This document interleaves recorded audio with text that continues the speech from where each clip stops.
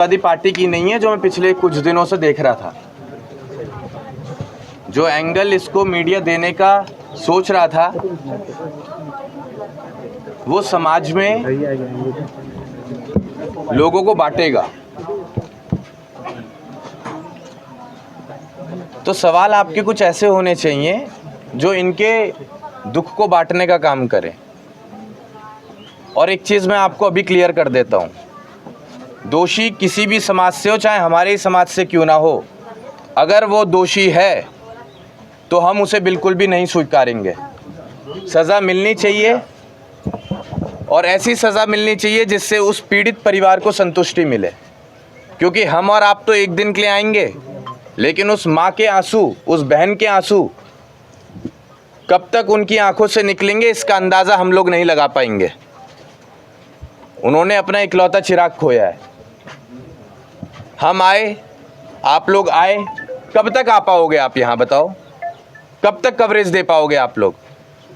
अभी आप कह रहे थे किस बिल में छुपा हुआ है गगन यादव। आपको पता है हमारा रूट क्या होता है? आपको पता है हम कब किस प्रदेश में होते हैं, कब क्या कर रहे होते हैं?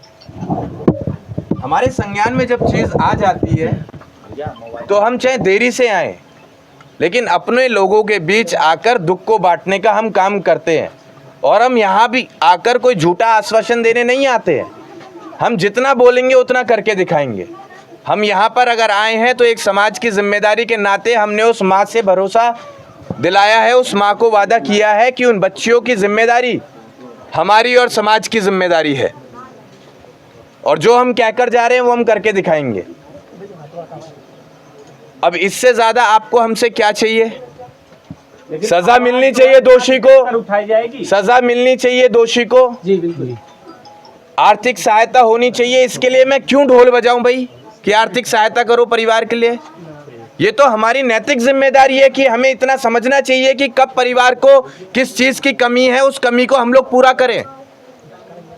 मीडिया से आ जाएगा हमारे पास पैसा, मीडिया के लोगों ने ही शुरुआत की थी और फंडिंग मीडिया के, ये तो हमें करना पड़ेगा ना, मिलके हमें मिलके करना पड़ेगा। हमें समझना पड़ेगा कि क्या चीज़ ज़रूरी है। अगेन मैं आपको एक चीज़ कह देता हूँ,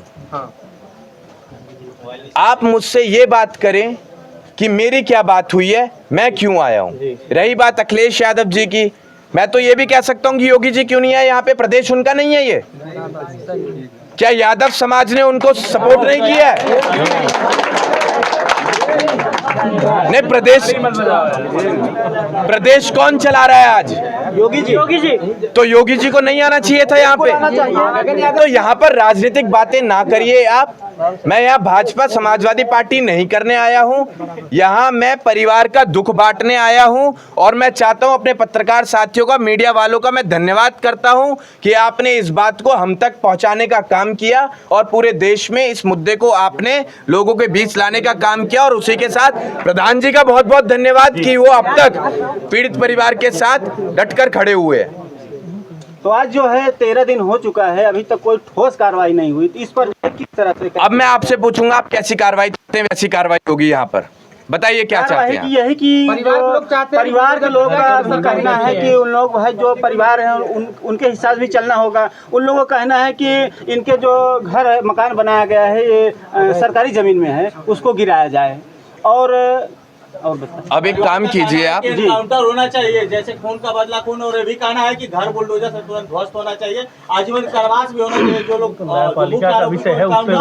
अब आप एक काम कीजिए, बुलडोजर चले या ना चले, लेकिन जब वो सरकारी जमीन थी तो अब एक काम हो सकता है जी, यहीं पर अनुराग यादव की प्रतिमा बनाई जाए इसी बिल्डिंग पर, इसकी एक भी ईंट ना गिरे और यहीं पर उसकी मूर्ति लगे और ये सरकारी जमीन उसके नाम से रहे।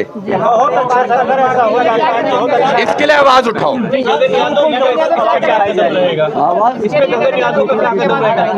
हम सब इसमें गगन यादव यहाँ जाएंगे पार्क के लिए काउंटर को लेके। नहीं गगन जी पहला प्रश्न कि आज आप एक ईंट की शुरुआत करेंगे, रखेंगे इस पर? बिल्कुल रखेंगे, आओ सब लोग मिलके रखते हैं। सर, बहुत लोगों का कहना था कि गगन यादव आएंगे तो बहुत कुछ पहुंच चुके हैं। क्या एनकाउंटर पे क्या सवाल होगा सर आपका? गगन यादव आएगा तो ऐसा है नहीं कि उसके हाथ में जादू की छड़ी और घुमा देगा और आपके सारे आंसू पोंछ देगा।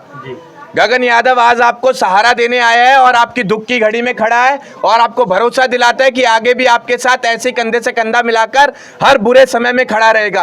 गगन यादव आपको भरोसा दिलाता है कि आगे आने वाले समय में जो जिम्मेदारी इस परिवार की है, जिस जिम्मेदारी को वो अनुराग यादव पूरा करता, उस अनुराग यादव की तरह ये गगन यादव इस परिवार के साथ खड़ा रहेगा और इन